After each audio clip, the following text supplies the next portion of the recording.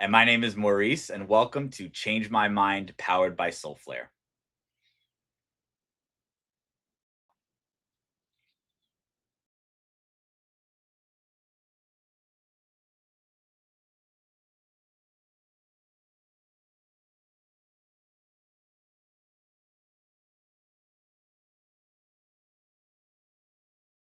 Today's topic is code is law, or rather, should code be law? We've got four representatives from some deeply entrenched DeFi projects, an RWA issuer who froze stolen assets on chain without a court order, a protocol that built a synthetic stablecoin that has permissioned mint and redemption with open circulation for trading, a DEX building the next generation of credit infrastructure, and a founder whose expertise lays in managing DeFi strategies.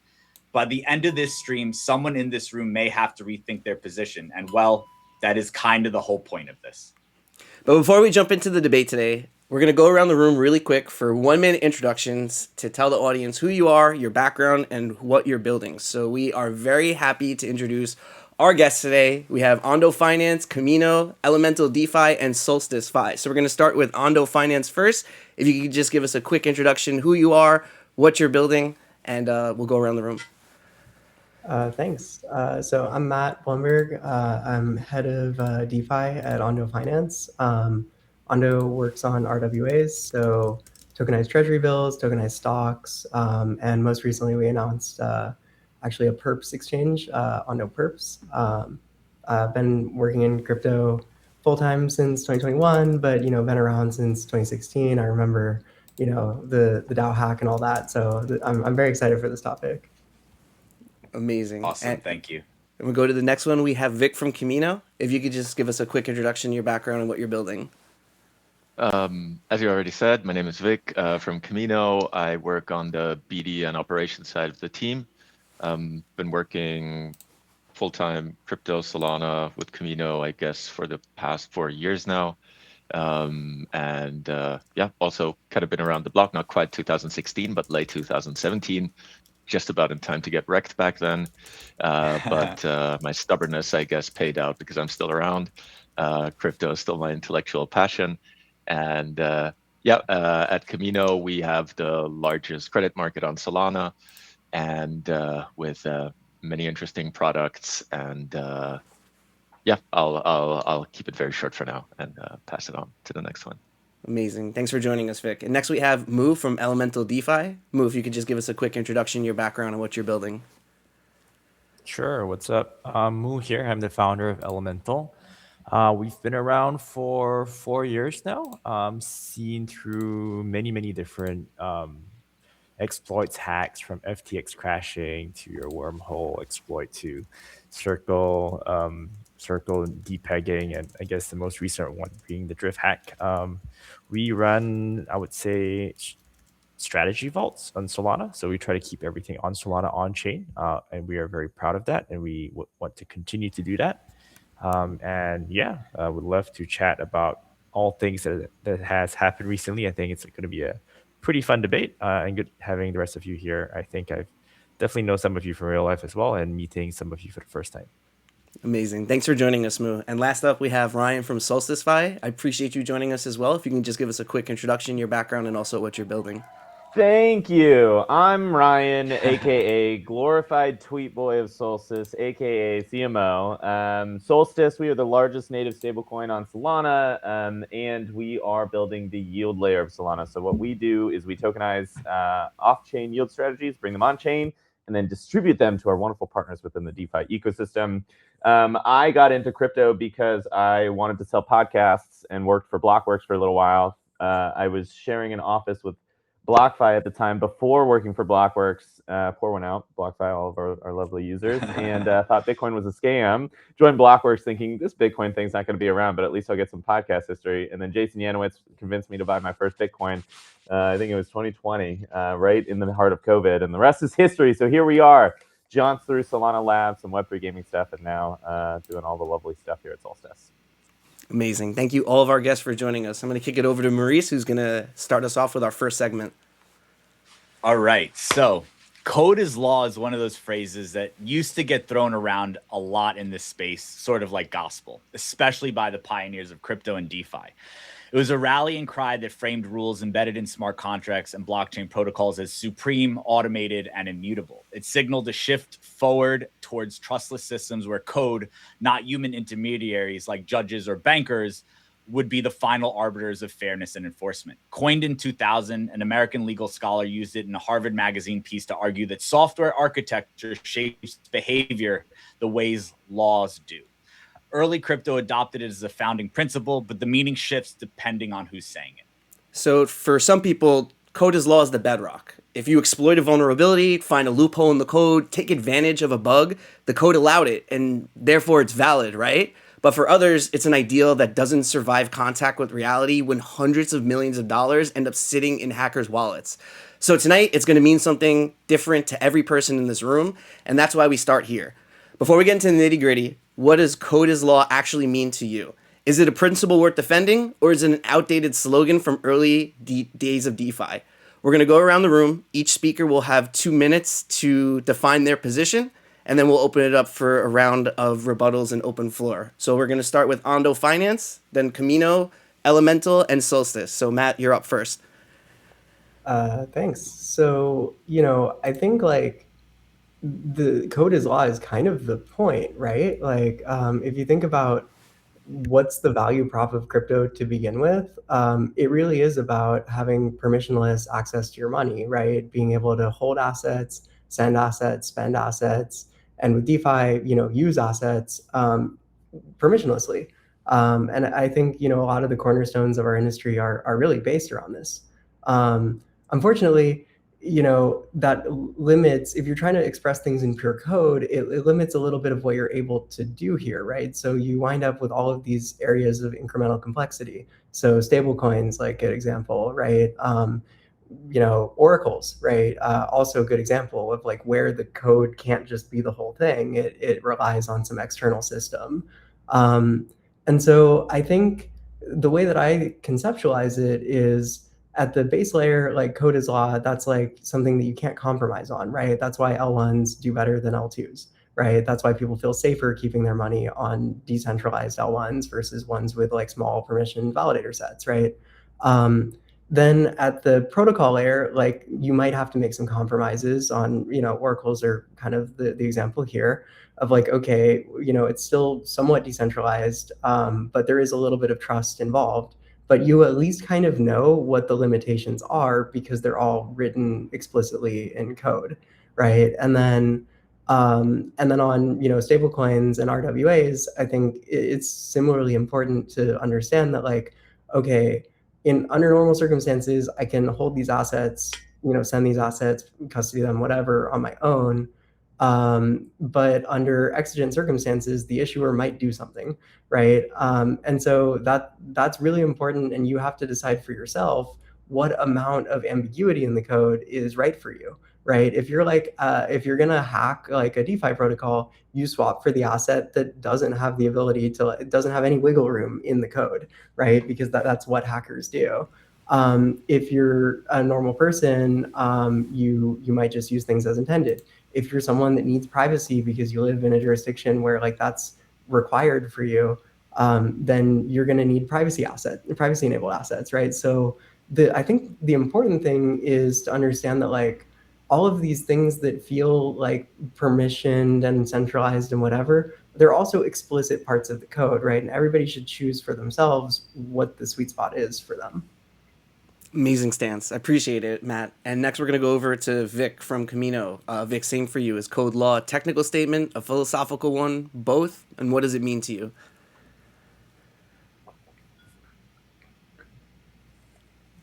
You're on mute, sir. Oh, sorry. We can't hear you, Vic.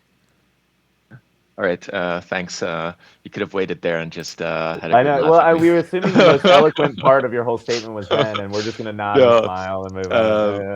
I was just going to say it's going to be really hard to change my mind because I'm not really sure if I have a clear opinion on this because it's kind of like you need to have a really multidimensional view on this. Code as law is like kind of this techno-utopian statement. And, I subscribe to all of the things that were said before, being able to hold your own keys, being able to access these opportunities and assets and being able to hold them yourself and self-custody, all of these things. And that's great, been around long enough in crypto to have been fascinated by many of these aspects too. But when I hear code as law, I kind of think about Bitcoin, I guess, first, because that's kind of where it came up for me the first time when people were talking about, this is the smart code. The smart code directs what, it kind of tells you the truth. It's binary. It's just either yes or no, basically. But there's always humans involved. Humans write the code. Even if code is immutable, which makes it more towards code as law for me at least, or at least gives less wiggle room. There's always, you can, even if you point at the smart contract and say, this is what it's supposed to do and it's immutable, no one can really change it. The admin keys have been burned, etc. You're still someone from a legal standpoint that's going to point to some human somewhere, and I'm not going to make this super long, but we saw this with things like Tornado Cash. I don't know, when Avi Eisenberg finds a profitable trading strategy and exploits Balancer or something like that. It's you kind of think, that's the code. I was allowed to do that, but in the end, there's just this additional organizational layer on top of any kind of code, which is like the human coordination layer, where people have trust in the legal system. Not everywhere, of course, but in certain places, surely. So I would like to summarize my thoughts as code is law, yes, unless the legal system tells you otherwise and is able to track a person down that can change something in the code. Then it's law is law, not code is law. But I'm very keen to hear the other people's opinions as well, because it's kind of also somewhat an esoterical question. And yeah, code is law for me is like a techno-utopian kind of statement. I appreciate your input, Vic, and I'm sure a lot of our viewers who are participating in the chat right now also have the similar sentiment, that they do believe code is law, but it's circumstantial. And if you viewers are having any questions for any of our guests, make sure to drop them in the chat live right now on the Soulflare account, and we will have a segment at the end where we can ask our guests. But kicking it over to Moo from Elemental DeFi, same for you. Is code law technical statement, philosophical one, both? And what does it mean to you? Thanks. I guess I'll take on I don't know if my stance is contrarian. Sounds like it from what everyone has said so far. I guess you haven't heard from Solstice, but I don't believe in code is law. For the very reason that humans are not perfect, and therefore we don't create perfect things. And if we cannot create perfect things, then simply putting an extreme bar to say that if I mess up a little bit, I get to destroy all of your value, that doesn't seem right to me. And how law has evolved is that we generally gravitate around certain truths of what and how societies should function.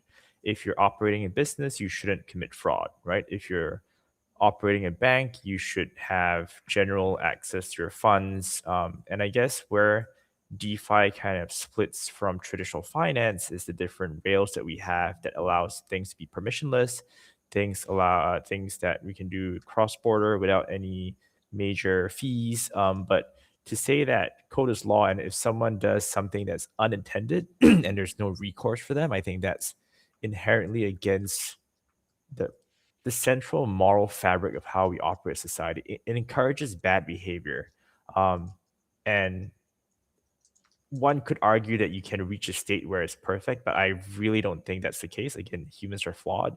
We can make things really close to perfect, but we can't. And I think like recent AI developments have also like shown this to be extremely concerning. You have bugs that are found that are 30 years old. Even the whole premise of Ethereum was a forked chain because their original chain got exploited back in 2016, right? So that already throws away the whole idea of code is law. If code is law, you shouldn't be able to do that. Just accept the loss and move on. So yeah, that's my stance. Appreciate it, Moo. Thank you so much. And last we have Ryan from Solstice. I know you've been waiting to get in on this, and we saved you for last for that reason. Ah. But yeah, same for you. Is code law a technical statement, philosophical one, both? And what does it actually mean to you? In the tiniest part of my heart of hearts, code is law. I believe we get, well, outside of Mythos ruining our entire industry with one like glancing look from the sidelines, if Anthropic ever releases it. Like the cypherpunk in me, the ethos of this place, right? I think is very true. But I am not like most normal humans that are out there in the world just going about their day and just want everything. And so the fundamental question to me is, do we actually want to take this to people who are going to use the products, who are going to use our ecosystems, who are going to be transacting on these chains? And because we want the normies who are very used to a type of situation where there is repercussions for doing bad things, and you can claw back money, and you can throw up injunctions and all sorts of stuff, I will take the stance because it's fun to take the stance in these things. The code is not law. And I believe through and through that people should be able to find recourse if there's exploits, if there's bad things, if there's if suddenly like laws change in a certain jurisdiction. I feel like because we live in a society, we are meat bags that love to transact on chain all day long. I feel like you have to deal with the places that you're living in the world where some people don't get to choose to live, but where you choose to live in the world, right? I think that that's a very important part of this. So I'm gonna take that hard stance, and we'll see if anyone can, as they would say, change my mind. Hey, see, you picked up. Yeah, go ahead, Maurice. There you go. No. This was exactly what we were hoping for, and we'd love to open up the floor. If a round of rebuttals is always on the table here. If anybody wants to take the opposite position, because it felt like Ondo and Kamino sort of feel like, even if it is a techno-utopian concept, code should be law, and Elemental and Solstice felt that it wasn't. Maurice, did you like have some sort of psychic ability to know it will be like 2 versus 2? No, and no, and as a matter of fact, before the call, Nick and I were discussing whether or not we should frame this as a discussion, because we didn't 100% know who would take what position. And frankly, I have been in crypto since 2011. My neighbors were mining Bitcoin on home computers. For the longest time, I thought code was law. And I thought, when someone found a loophole like Ari Eisenberg with Mango, like if he found a loop in the system, then that was the system, and he figured out a way to win. And as time has progressed and I become a stablecoin maxi, and I see stablecoins as arguably the greatest products to ever come out of crypto, which directly combat old thought processes of down with the fiat and up with the crypto, it's a very hard place to be. So, that's a little bit of my 2 cents on the topic. If we do have anybody that wants to give a rebuttal, we're more than open to have the floor be yours. Otherwise, we can move on to the next segment. I mean, I think the one thing that comes to mind, right, is like, a lot of the assets that we build, right? Like, what's the point of RWAs, right? A lot of our stuff is like not actually for U.S. investors, right? It's only accessible for people outside the U.S. And like, why are we totally cool with that, right? Well, a lot of the stuff we're building, you could just use Robinhood if you're in the U.S., right? And so a lot of the use case behind the stuff that we're building genuinely is for people to access stuff where the local like law is laws make it very difficult or impossible for them to have access to that financial freedom. And I think if you move into a world away from code is law, like for us, we're like, whatever, like I live in the US, like my laws are great. But for a lot of people, their laws are not great. And so I think a huge part of the use case for crypto really is around, knowing that like when your central government changes its mind every 6 months or something, right? Or like when you make a friend or an enemy within the government, like you're gaining or losing your right to transact financially. Like I think I think it's really easy for us with like stable local great governments to take it for granted, but I think for a lot of people crypto does provide that. The idea of code being law provides a sort of stable framework that like their local laws may not actually provide for them. So I again, I like just taking sides because it just makes this more fun. But I fundamentally agree with that. But the trade-off, right, is the fact that a lot of these people, one, were I don't know how many people were actually educating in these areas that were like bringing them on chain.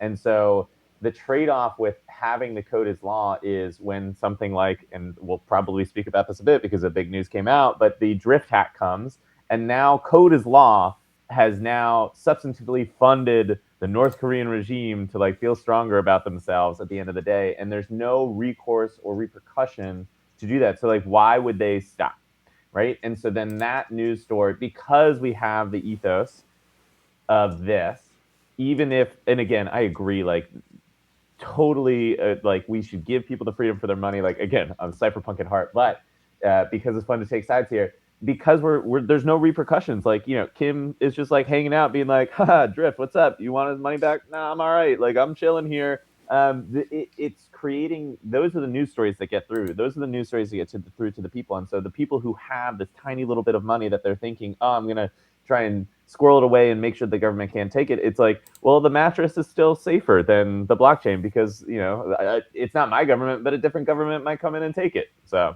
I will rest my case there. I don't know. This is fun, guys. Well, it's a good structure. All right. We're going to keep the fun going because that was a perfect segue into the next segment. We are going to talk about the drift hack. And, April 1st. I laid it up for you. Yeah, that was perfect alley-oop. Plus, it was getting into dangerous territory of hiding your assets from the government, which wouldn't do. So live on the internet. Yeah, fair enough. We got a quick message about that also. No, but let us know in the chat if you guys have any questions. Message us in the chat. We'll be asking. I thought you were going to say, let us know in the chat if you're hiding your money in your mattress from the government. No. But in all seriousness, though, because even though it was April 1st, 2026, there was no April Fools because per chain analysis, Drift Protocol got drained of $285 million with the initial major withdrawals happening roughly 12 minutes.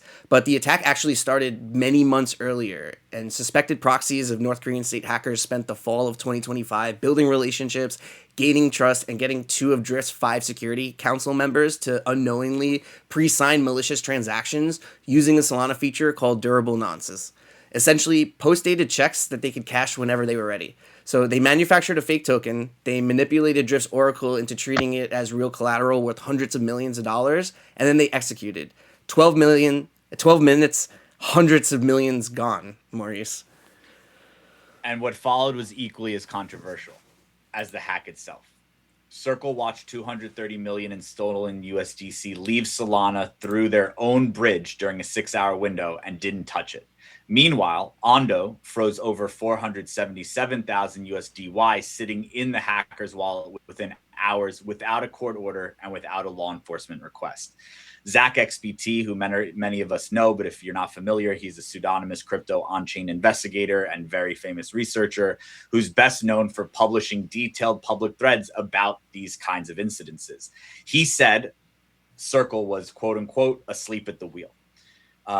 Circle rebutted that and said Zach's logic is exactly how you end up with arbitrary financial censorship. Is this a crack in the foundation of DeFi? We're here to examine that this morning. And so while we have all of our guests here, I want to start with Matt from Ondo because Ondo did freeze those assets in the hacker's wallet. Can you walk us through this decision first? Yeah, I mean, I would say that at a high level, it's pretty simple. It's basically like if we think a crime might be taking place, like if we have like reasonably good evidence, like a shit ton of Twitter activity, a lot of on-chain evidence of people withdrawing assets they shouldn't be able to withdraw, right? And we check the chain and see them bridging and swapping for permissionless assets, and it's been like an hour plus. If we have like reasonably good evidence that like a crime is taking place, then we kind of think it's important to take reasonable steps to act here. It's like really that simple. And you know, it wasn't like oh, there's a drift hack, let's like rush to like freeze everything, right? It was like thoughtful, and you know, people on engineering, people on legal, people on, you know, marketing, right? The org was involved in that decision. But we're all pretty aligned that like, okay, we got to do something, right? Like there's obviously crime, you know, it's like that meme, like there was crime everywhere. Like it's obviously crime going on here. So that's kind of where the decision came from. You know, as an aside, as just like a fan of DeFi, there's on-chain liquidity for USDY. I don't know why the hacker didn't swap it for USDC faster. I think it was just like an asset that, you know, USDY has had its like marketing challenges in the past, and you know, we're working on improving the product to make it more useful for people. But maybe they just didn't know what to do with it. Like, you know, because they're like, I don't know what this thing is. I guess I'll just hold it in my wallet. But yeah, like for us, we saw crime taking place, and we're like, okay, we're trying to do something if we can, like something reasonable. Maurice, you're up. Ryan, does this set a precedence for issuers? Yeah, so it's a very, so if we're going back to the first statement, which is like code is law, right? It's a very different, I guess, you know, I'm thinking through it in my head, right? It could be code is law because you guys had programmed the contracts to be able to freeze assets. So yeah, I'm talking this out loud. So technically code is still law, so that's good. But does that, like, where is the Jeremy Allaire put out a post like this, right? Like where does it end? Like where does the line get drawn? I think is a big thing, and so who, at the end of the day, like who do we outside of, again, I always come back to this, outside of Mythos, who will be the one that draws the line wherever the fuck Mythos wants, right? Like who draws the line at the end of the day, right? And so even though code is law, like why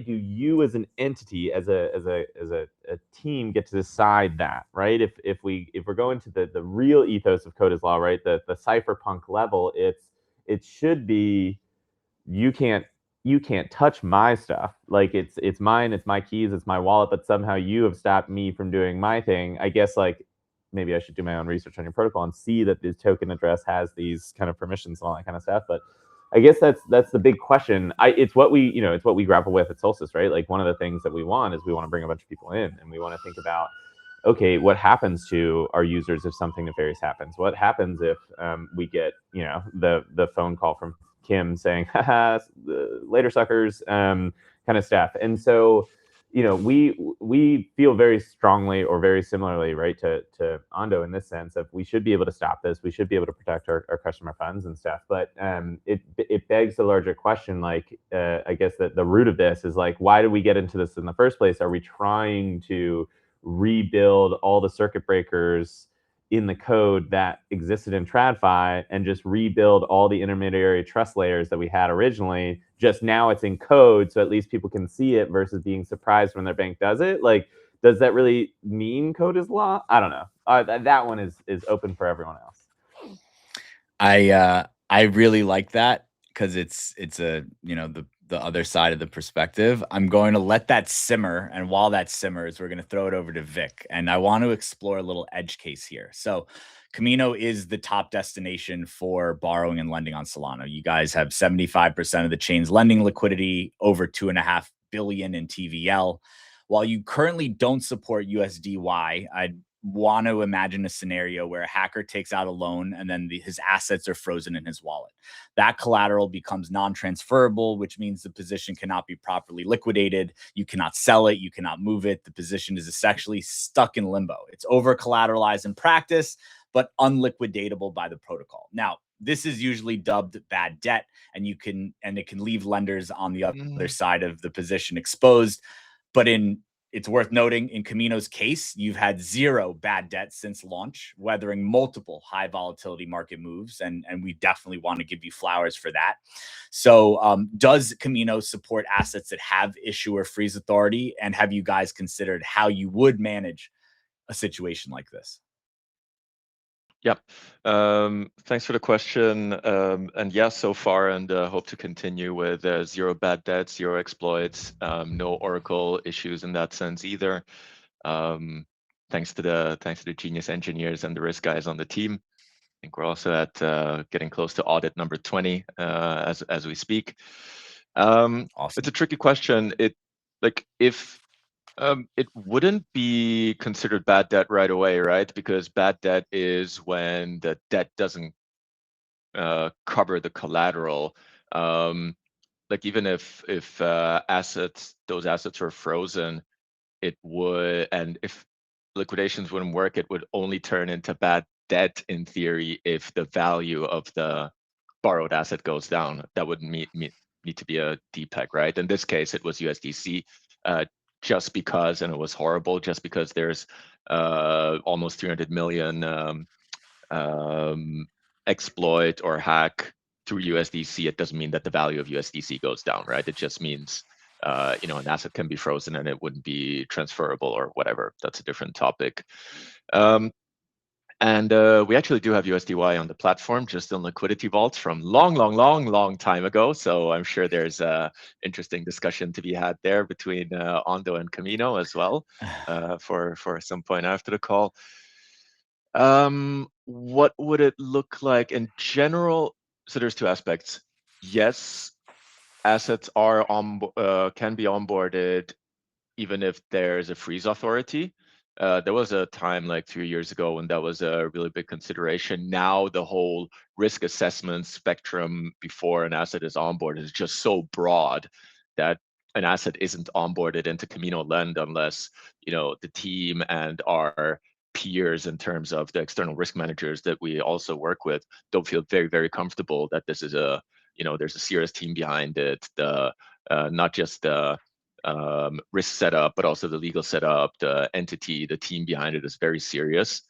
And some teams, some issuers just need to implement a freeze authority because otherwise their token cannot exist in the jurisdiction that they operate in. So in that sense, yeah, that also goes back to the code as law part. If there's a freeze authority, then that entity may just have some rules that they need to follow because they operate in that jurisdiction. Pretty much no one wants to go to jail, right? So you kind of want to avoid these things that turn into a risk, even if they can bite you kind of in the butt 3, 4, 5 years down the line when, I don't know, maybe the US government changes and then regulatory environment is not that friendly anymore. But yeah, I mean, I'm not the perfect person to answer this question in terms of what would happen because it combines risk and legal, both of which I am not part of on the team, so I don't want to say You're allowed to speak it at length, given your history of passing the bar in 50 states across America. Yes. We know. Yeah. What is possible is to block a wallet from the UI, right? I can just speak from my personal knowledge, like, if there is, I don't know, as far as I understand, and don't quote me on it, but if we were to find out that wallet X belongs to a North Korean whatever, and that's a sanctioned wallet, you know, most DeFi protocols, I think, have like sanctioned wallet monitoring in place. Like if you're serious about what you do, then these are automated checks that run the back end. You work with a service provider. There's a bunch of different flags that can happen. But if it's like a really, really serious thing, then you're required to either block or report or at least support in terms of investigation if authorities come. If the FBI comes and asks you, hey, this is a North Korean wallet and we're investigating, you can't just say code is law, bro. We can't do anything. That just doesn't work, especially not these days. Crypto is growing up. It's becoming more part of finance. Some people are sad about it. Some people are happy about it. It doesn't really matter what you think about it. I think it just is the case. As more people join this ecosystem, it just becomes more of a normal thing. It becomes less crypto as we used to know it and just more finance. And that also means like the finance people need to feel comfortable to come in because they are used to this kind of legal safety net. It's Yep. less of a Wild West these days. So I don't know if I really answered the question or not. I kind of rambled on about this, but my main statement again is people don't want to end up in jail. People want to do the right things. We're running businesses here, right? And something like a legal battle is just going to kill you. Not necessarily kill you forever, but it's going to take so much time and resources. If you're unlucky, your competitors are going to outship you while you're busy in legal stuff. So you really want to avoid those things and do what you need to do at least, so you don't have to be worried that the police comes knocking on your door while you're asleep. Awesome. Crypto ethos, I yes, felt but don't want to be in jail. I love it. I love it. I mean, if nothing more, the viewers today should be learning something about our protocols and our products. And I mean, that was incredibly enlightening. And I enjoyed that and I appreciated it. So let's move forward. We are a little bit sensitive on time. Some of our guests are going to have to leave a little early. So Moo, would love to bring something up with you. So, one of the uncomfortable threads in all of this and something that we haven't touched on much in the 45 minutes we've been here is that the failure mode isn't always code, right? It can be people, it could be hiring, device hygiene, vendor management, signer ops. And in a world where a single investigator thread can move markets, the human layer gets judged in real time, often before anyone has the full information. So this is a bit of a two-part question. When teams are targeted with sophisticated social engineering, what does reasonable security actually look like in practice? And then what should the burden of proof be before the ecosystem treats an allegation as truth? And if something is unverified, but spreading fast, what's the right playbook for a team in the blast radius? And if you need me to double click on the questions again, I can go back. Maurice asking hard questions. I love it. But let me just say, I think the debate's over for code law, because clearly Matt and Vic are on the side that code is not law, since Ondo has frozen assets and Kamino is also going to block wallets that are sanctioned. So welcome to Team Brian and Moo. I think code It's great over here on this side. We love having you. All right, the water's warm. But yeah, I mean, sure. So I'll get to your question. It's a tough one, right? And back to the whole topic of reverting to what legal is in the non-crypto space. There is actually a theory, or I wouldn't call it theory. There's a standard to law called um, the simplest way is, what would a common man think, a common man do, something reasonable for a common man, right? And that is how the law judges on things that are not explicitly written, because you would have an infinite number of pages to write on if you were to write every single tiny bit of law for every single action, right? So you have a lot of these things that fall outside very explicit rules and laws and regulations. So you use the common man standard. So same thing here. What would a common man think is a reasonable standard to have your OPSEC, your protocols, your security measures? And if the common man says, yes, you should not have a 2 out of 5 multisig, then you should not have a 2 out of 5 multisig. If the common man says you should not be using the same device to sign your multisig and download really strange apps from unknown people, then you probably shouldn't do that. So my opinion is, I think most common man people would agree that those are not good things to do. So that's a failure there. But the unfortunate thing, and this is the second part to the question or answer, is that Twitter is very special for good and bad reasons. Crypto Twitter, especially, right? That's a very nice way to put it. Yes, try to be a bit more PC here. It cuts both ways. You can get things extremely viral, and if you understand the algo and if you write good content, you can become very famous. You can blow up. You can gain momentum. Your product can immediately be seen by millions of people that you normally wouldn't have that access to. But it cuts both ways, because you would have the negative repercussions if somehow you are on the receiving end for something that may be a rumor, something that may be false information. And Twitter loves gossip. I think there was one whole study on like all these AI being tasked to grow their followers, and the conclusion was just write stuff that's controversial, that don't make sense, that are not necessarily 100% truth. You always want some spiciness, so cuts both ways. The funny thing that really struck in my mind with their opening response was the common man commentary, and I think to myself all the time how common sense can be so uncommon at times, and it's agree. quite a baffling topic or concept there, especially in a ecosystem where those common sense mistakes, as we're framing them, can cost hundreds of millions of dollars to unsuspecting people.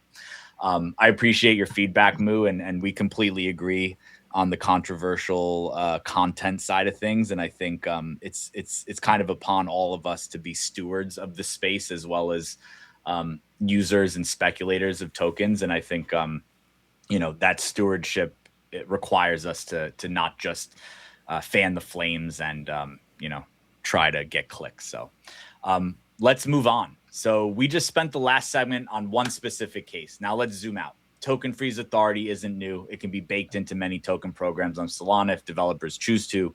RWA issuers, stablecoin providers, even some DeFi protocols have built-in admin keys or multi-sig controls that allow intervention. Ondo froze.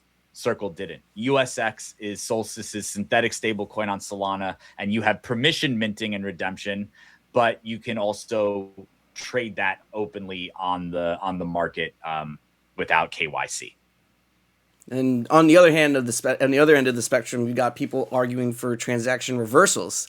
The idea that if a hack is detected fast enough, then chain itself should have mechanisms to undo it. And that's a whole different level. So if you're a regular user holding tokens in your Solflare wallet right now, how much power should issuers and protocols have over your assets? And where's the line? And here's where it may get uncomfortable. Everything we've been debating today points to the same underlying tension. We're building permission controls on top of a permissionless system. RWA issuers need freeze authority to be compliant. Stablecoin providers need blacklist capabilities. But the whole promise of blockchain tech was that no one could do that. So is that a contradiction, or is that just how it's supposed to work? Because right now it feels like we're building two versions on Solana. One where code is law, and one where compliance is king, and we're pretending they're the same thing. So each of you is going to make a case for where the line should be, and then we'll open it up for what you think the others may have it wrong.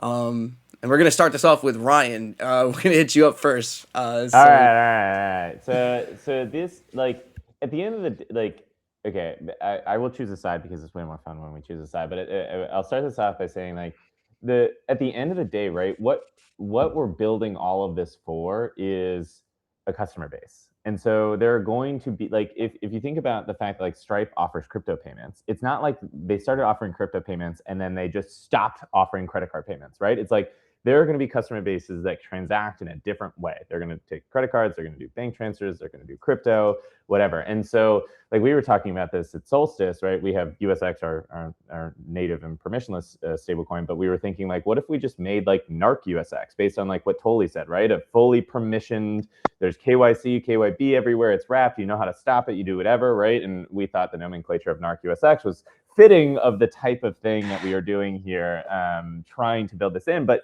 clearly there is a customer segment that will use this because they feel that there's a level of safety built in, right? A lot more. And that may be that we can either charge more for that in some capacity, or we would be able to give, if they, I don't know, like, we could charge a protocol, let's just say, just if Drift were to use this NARC USX, for example, we could charge them in some capacity for being the one who will be that layer of security for them, so they wouldn't have to put those things in place. This is not something that's gonna, like, this is just all theory. It was just like we were chatting about this and it might be fun. Let's think through what this could look like, right? But like, I think it's a very important part, right? Like, we're talking about everything tradable, trying to bring all the institutions to Solana, but at the same time, we have, like, the cypherpunks trying to coexist in this ecosystem. At the end of the day, right? Like, I think we have proven time and time again as a collective here that we are really bad at making scaling businesses in the crypto industry.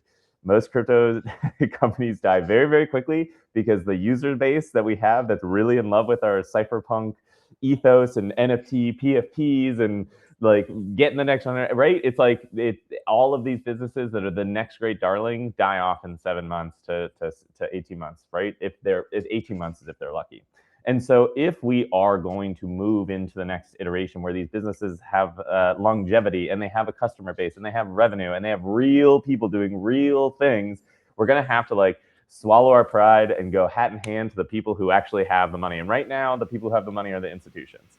And if they're coming in and saying, I need this, and I will give you $20 million, and you have like, you know, NFT PFP, don't get me wrong, like I don't care how many followers you have, but like NFT PFP 100 follower person that's like, I can't believe that you would allow something like this to happen in your protocol. It's like, buddy, you put $100 into our protocol. There's 20 million sitting over here. I think I'm going to choose the $20 million bucket and build a few confines for them to make them feel safe, right? So my sentiment on it is like, we got to just go right now as an industry. We don't have a pick of the litter. We're not just getting, you know, anyone buying Bored Apes because they think it's cool. There's not Steph Curry Bored Ape buys anymore that's happening in our industry. We need to be a little bit more resolute as business people out here. And I'll stop my rant. Ryan taking a stance. I appreciated it. Yeah, same. Next, we're going to go over to Moo for your take and your stance on the spectrum of intervention. It's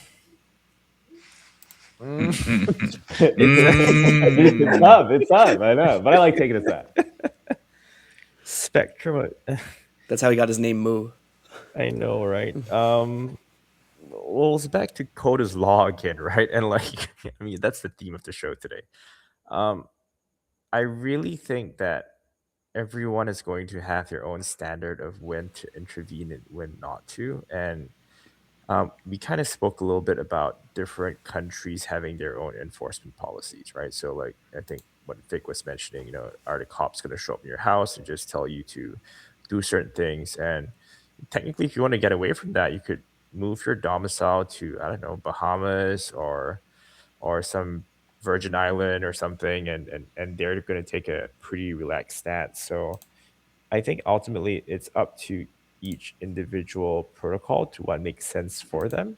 I would argue, going back to the common man / reasonable person argument, that, you know, does it make sense in this situation to intervene or not based on a reasonable person? If the answer is yes, then you probably should. And if it doesn't make sense, then you probably shouldn't. But if the cops come saying that you should, then you probably also should, depending where you're domiciled. So that's my stance. Appreciate it. And Vic, kicking it over to you. What's your stance on the spectrum of intervention? So first of all, I kind of get what Mu was saying with the common man stance, but that only makes sense if you actually take the opinions of all the common men and you have the average of those opinions, and then you look at it. But if you don't have it, how do you actually know that your stance is what the common man's stance is? But that's like okay, a little bit of a tricky part there, I would say. So Vic, I'm going to interrupt really quickly because this is relevant. The common man or the reasonable person stance is actually a legal framework that the judge will say this makes sense or this doesn't make sense. So you still have someone to tell you what is a common man or a reasonable person stance. So just the judge then in that case, or? The judge will have to decide what is common or reasonable. Yes, correct. Okay, yeah. I just understood it as the way that, you know, we were talking about like security setups and multi-sigs and like, oh yeah, does it seem logical that I do this? Yeah, you know. And then I thought, okay, people also know they shouldn't be smoking because it kills them earlier, but they still do it, right? They know it's going to kill them eventually. But yeah, thanks for clarifying. Anyways, what Quick said before, I thought that was really interesting regarding like if something happens on the chain. Should the chain be rolled back? I'm paraphrasing what you said because I don't know the exact words, what it was. But when you said that, something happened inside of me, and I was thinking, like, you know, I'm totally fine. Like me personally, I get it if assets are frozen, like the token is frozen, like USDC is frozen by Circle or USDT or whatever other asset for whatever reason. My opinion then is like kind of okay. You know, they run a business, they kind of have to probably. They don't just do it for fun. But I was thinking, what if there was a hack and Solana rolled back the chain, how would I feel? And that would annoy the hell out of me, I think. I mean, okay, I don't want anyone to get wrecked, and I don't know, maybe there's like an apocalyptic hack or exploit that would otherwise kill Solana. I don't know. In theory, anything is possible, I guess. But we're dealing with like this blockchain technology, we're talking about code as law. But in the end, we have law because we kind of need these rules to coordinate, and people need to trust that the law is going to do its job to provide justice among blah, blah, blah, whatever. But I kind of trust that the chain never rolls back, because then I kind of lose trust. I would probably lose trust to some extent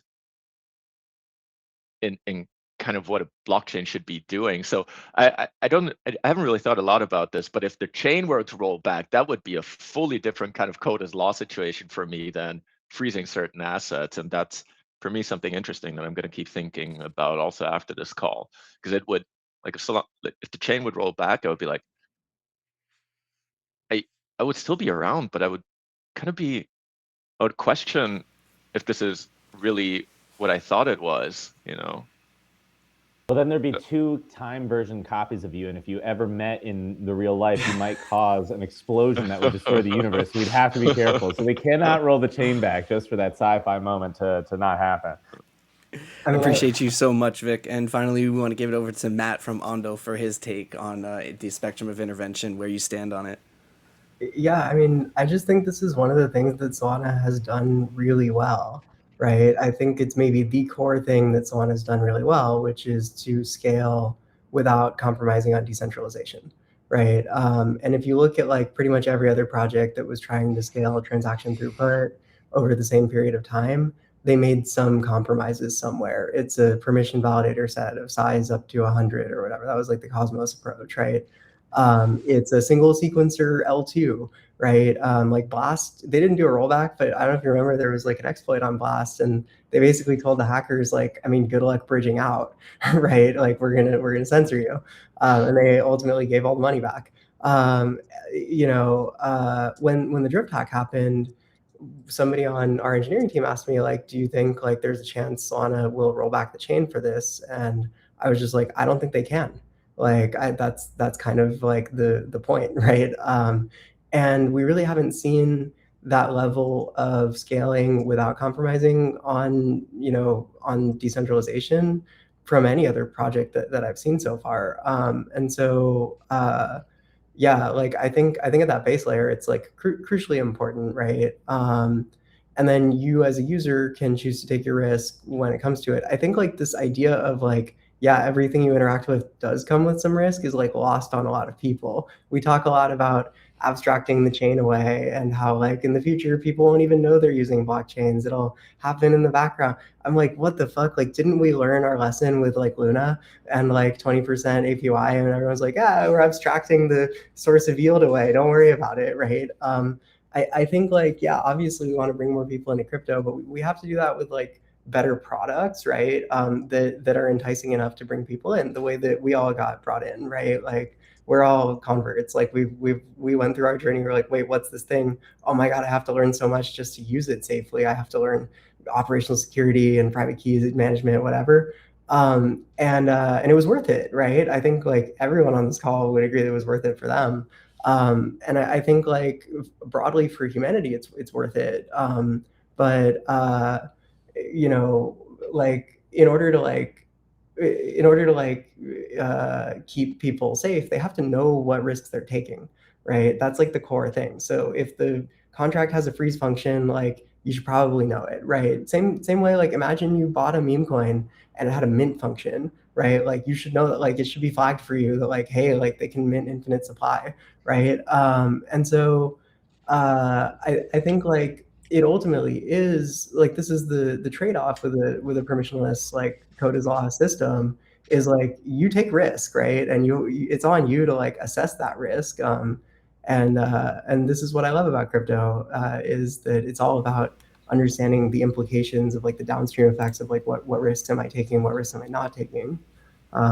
So I don't know if that directly answered the question or if I'm just glazing on Solana here a little bit, but it's a great change. We love it. I think that's a good place to glaze. We're all okay with a little glazing on Solana. So that's great. Yeah, I'm totally fine with that. But I know that a few of our guests had to head out early, and we have so much more to discuss. But I want to give Vic and Moo both an opportunity to make a closing statement. And in that closing statement, one of the last topics that we'll be talking about with Ryan and Matt, who'll stay for a couple more minutes, was the idea that, you know, where are we at with trust, especially since the Drift protocol hack, there's been 12 other security breaches. And especially from someone looking from the outside and considering how can they participate, how do we build trust, if that's something that you would like to also hit on in your closing statement. But want to kick it over to Vic and then Moo. Appreciate you guys so much for your time. Moo, you want to go first or should I? All you, brother.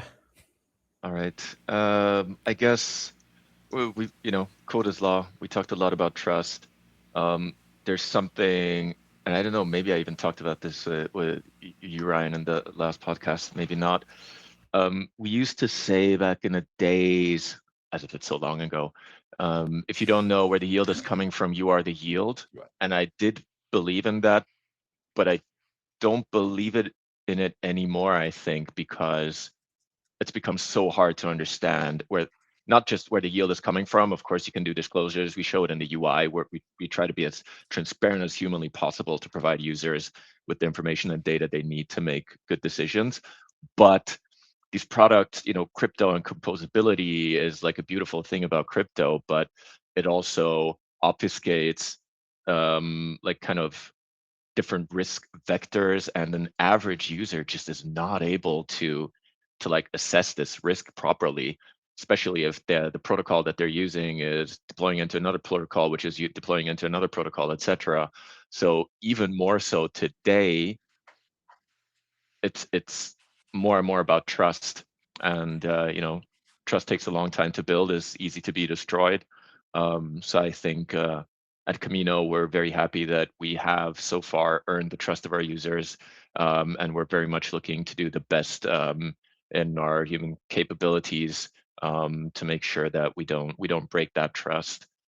And there's technology, you can look at the code, it's open source, audited, but still you'll still have to trust the humans who are running the protocols. There's just no, unless AI runs it, but it's like, yeah.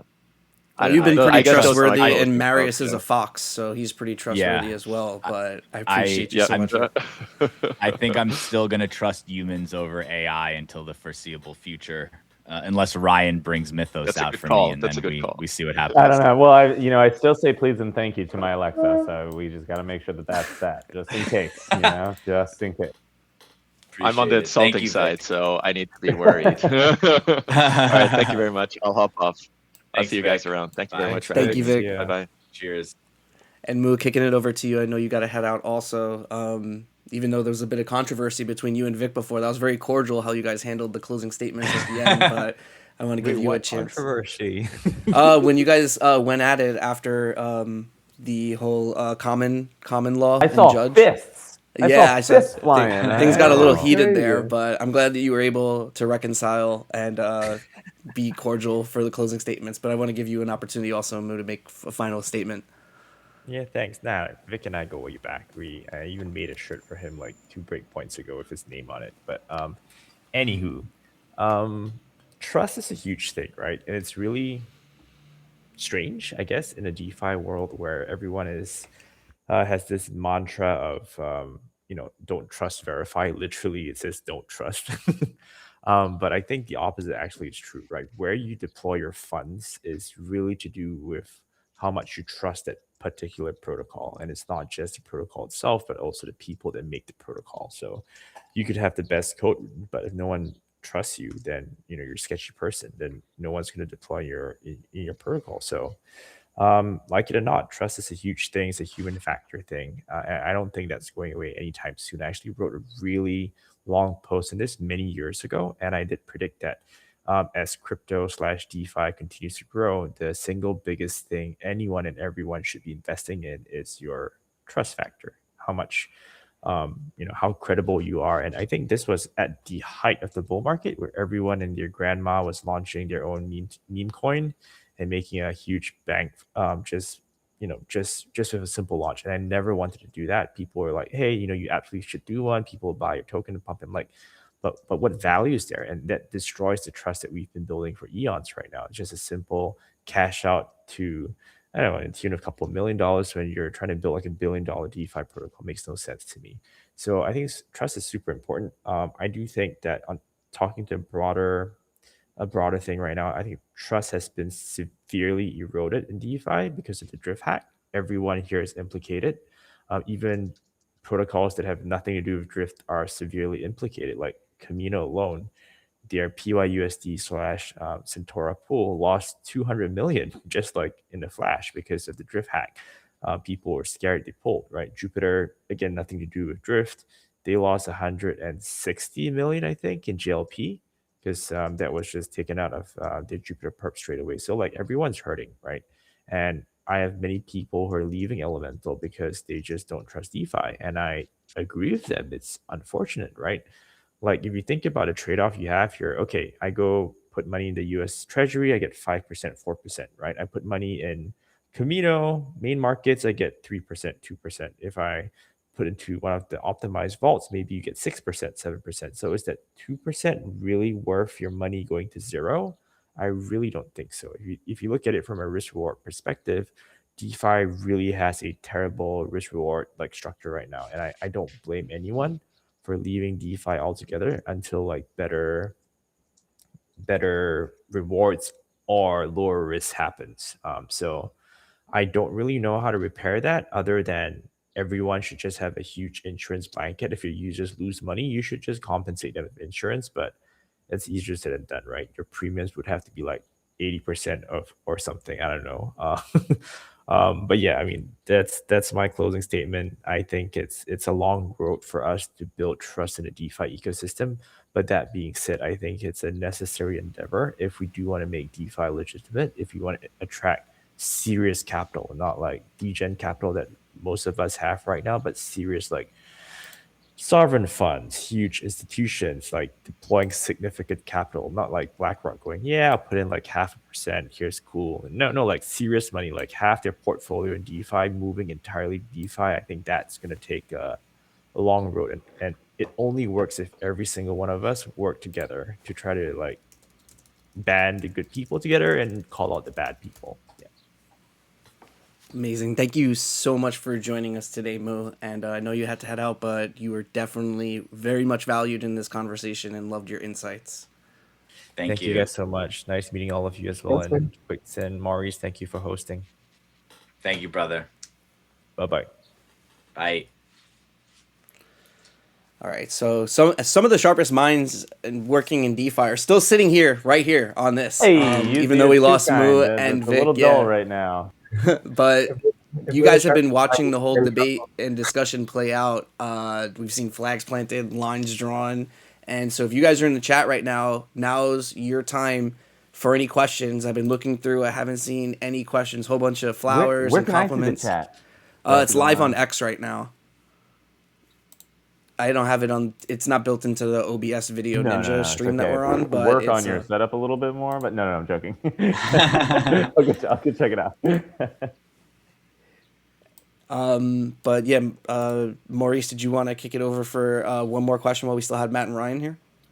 Yeah, I guess, Matt and Ryan, I'd love to get your guys' take on, for someone looking in from the outside and considering participating, how do you build trust? And I think it's something that, as people that work in the ecosystem, we all have family and friends that are not in crypto and they're not in DeFi, and they are constantly asking us questions and looking in and kind of wondering what's going on. And, what people see and hear are these negative headlines. They don't see the successes. They don't see the wins that we are clocking. So I'd love to just throw that to you guys, and then we could give our closing statements essentially, for someone looking in, how do you think we need to build trust?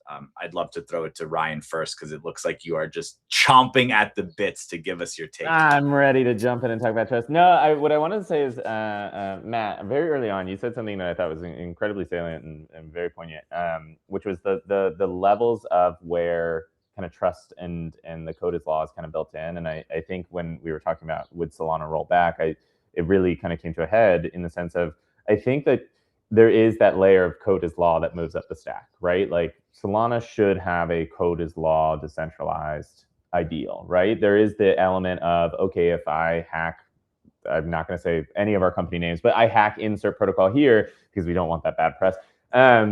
Insert protocol here, right? If they swap to Solana, Solana is the one asset that we couldn't possibly control at the end of the day because of its decentralized nature, and so that becomes a little bit tricky. But I do like the way that you're thinking about it in the sense of, okay, sure, I know Solana from a trust perspective, going back to the trust thing, right? I know Solana is constantly going to churn forward. If I do something, it's not going to be taken away. It's not going to be taken back.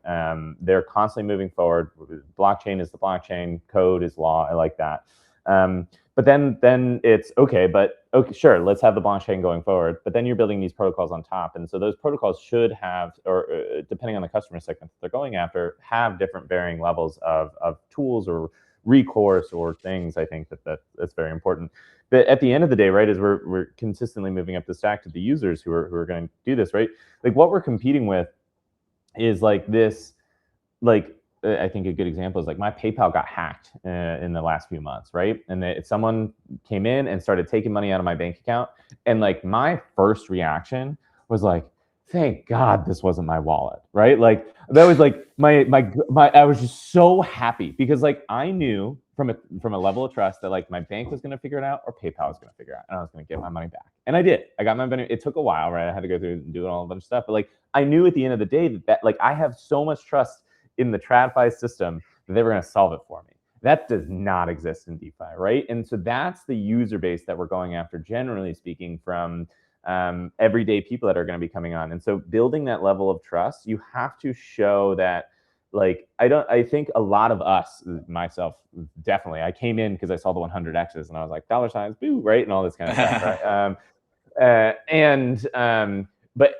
But then I learned about the downside and whatever. But there's, for me, like my appetite for risk is so much higher than like some other person, right? The common man that we're talking about so much. And so their level of risk, they may see the downside is so much more heavily weighted to them that they'll never step in. And so if we're going to start breaking through some of these barriers, I think that level of trust where you can give them, I think that for a great example, granted this is not Solana, right? But the Aave app that they have out there that has $1 million in insurance for user funds, like that is 4x better than the US government gives any bank, right? Like that is the type of trust that people are suddenly going to start feeling comfortable coming in and doing things. It's not promising 100x returns. It's promising this backstop and promising them something that's just, it's like 2 to 4x better. And that's what everyone's looking for, because when you start getting into, like, you go into a B2B business, you're trying to sell an institution, you talk about, okay, like I've figured out a way to get you 25 to 75% APY, and you'll just get a laugh out of the office, right? Like it just happens. And then we, back in the, if anyone remembers the Wonderland time days when we were promising 100,000% APYs, like what? First off, what were we smoking? Second off, like that's just like no one's going to believe that there's any validity to that, right? And so coming in, I think what Aave did, 6%, right, which is bigger than any bank that you're going to get out there, and $1 million. At the end of the day, those are two of the big things that people are looking at when they're going to put their money somewhere. What's the backstop, and how much am I going to get out of this? And if it's unreasonable, there's no way that that's sustainable. I'm not going to do it.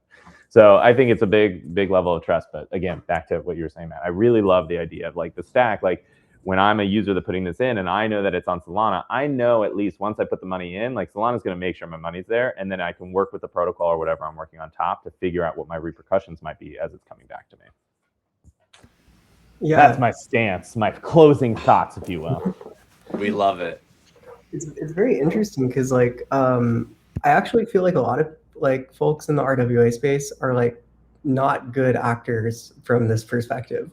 Right. And you tend to see it, I mean, it's been getting better, but you see it on like the tokenized private credit products in particular, where it's just like, okay, I'm going to put my money in this vault and it's going to yield, the estimate is, I don't know, 18% APY. And it's used for trade finance, whatever that means. Yeah. Right. And then sometimes they just don't get paid back at all. Right.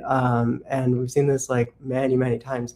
I mean, Morpho vaults, right? Like with what, like there's been a couple of like stable coins, I think that that basically went to zero over the last like year or so. It's just so much more dangerous than people see, right? And so like, Oh yeah. Like the lack of transparency is like a huge problem. Um, I you have know, to say the marketing for whoever came up with stablecoins is just like, because it's like you hear stablecoin, you're like, oh, a stable token. Oh, like that's perfect. No risk. What did like I'm just yeah, saying, it's whoever did definitely that marketing. like an unregulated hedge fund. Yeah.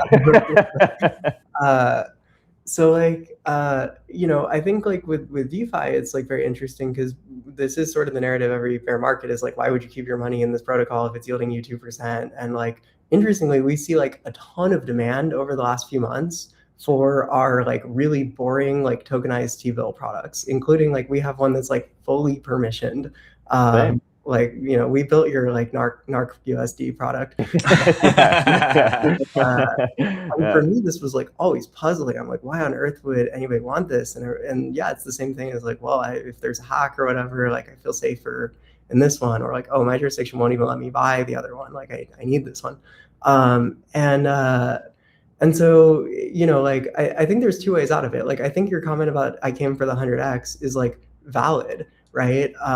Like people are willing to take some risk if they think the reward is like commensurate, right? And so I've sort of been thinking about this like, well, people will just come back when the reward is there, right? Like when the demand for leverage is higher and yields on chain go higher. But I hadn't been thinking about it from this like, what if we could reduce the risk a little bit perspective, right? The insured deposit or whatever. Obviously most protocols don't have the benefit of being able to get underwritten like that, right? Right. And so we sort of have to like crowdsource it, right? So there's tranches of risk or whatever, the Aave like umbrella thing, right? But I think it's an underexplored part of the like DeFi design space is like, what if we like give up a little bit of the yield in exchange for being able to provide a little bit of downside protection? Obviously, for most protocols, that's like prohibitively expensive, right? And so we just kind of are where we are, where like we need those rewards to be worth it. But yeah, like I think like this, I see this like vault narrative. I don't know if you guys are tracking this, but like institutions love this word vault. And you got people on Twitter talk about the, no, and you're never going to invest in a mutual fund again. It'll be a vault or whatever, right? And I get so nervous. Maybe I'm just like I've just seen too much shit go down over the years, but like I get so nervous on this stuff. And Kobe talks a little bit about like how he and everyone he knew that like got by Mount Gox, like how that was like a blessing for them because it was early enough that they could still just like recover. But they never trusted anything. And so like if you got on Mt. Gox, you didn't get got on FTX, right? Probably, or you're much less likely. And I think that's sort of like collective like tribal knowledge of like, oh, you actually genuinely can't trust anything is lost on a lot of people these days, right? And so as depressing as it is to see these hacks happen after what was many years of like not having smart contract hacks, right? Like, I mean, we had such a good run with like no major DeFi hacks for like 2 years. And then like all of this stuff just starts happening at the same time. Right when Mythos gets announced. Yeah, I like tinfoil hat on. It's got to be AI, right? It's got to be AI driven. Like, it was so hard to find an exploit in Solana because you couldn't even read SolScan, right? Now SolScan's better and like AI is better. Like it's just, it brings it all back to like, well, yeah, that's actually why I didn't keep all my money in Drift because a little part of me was like, I know this can happen, right? And so I think, maybe the answer is like a diversifier app that's consumer facing and it doesn't allocate any more than 2% of your capital in any given like risk vector, something like that. Yeah, and maybe the answer is more defensive AI and better auditing, right? But I just feel like you kind of until we get better tooling, and maybe it'll never happen, as a user, you always need your eyes open to risk. Like even like think about Bitcoin, right? Like if I sold my car for Bitcoin and I didn't know that I had to wait 6 transactions or 6 blocks to like get the payment, or if I sold my house for Bitcoin or whatever, like you have to know that you need to wait 6 blocks, right? Otherwise, there's always like fork risk, right? Like how many people like that work in crypto today think about Bitcoin as like a probabilistic system? It's probably not the majority, right? That stuff's kind of dangerous. And obviously with like exchanges, there's guardrails and they have the auto confirm whatever, like they tell you have to wait to spend your Bitcoin or whatever. But yeah, I just think like I think we're still in a Wild West phase, like way more than most people than like the institutional narrative would have you think. And like the hacks just like prove it, right? Yeah. Speaking of which, you brought up your NARC Ondo product that you got. We use that at Solstice. We're partners, so like love that product. Great, it's one of the ways that we hedge some of our yields. So thank you for building that. It's fantastic. I mean, I think your branding is like way better though. Well, I live in the crypto Twitter timeline, so I'm marketing to a specific subset of individuals who might find it funny. Yeah. Yeah. With RWAs, like the audiences are so different. Like Oh, there's dude, so many yeah. different Wow. people you have to reach. With My LinkedIn profile is way different than my X profile. Yeah, I have my Slack PFP is a milady. So Oh, there you go. guy, yeah.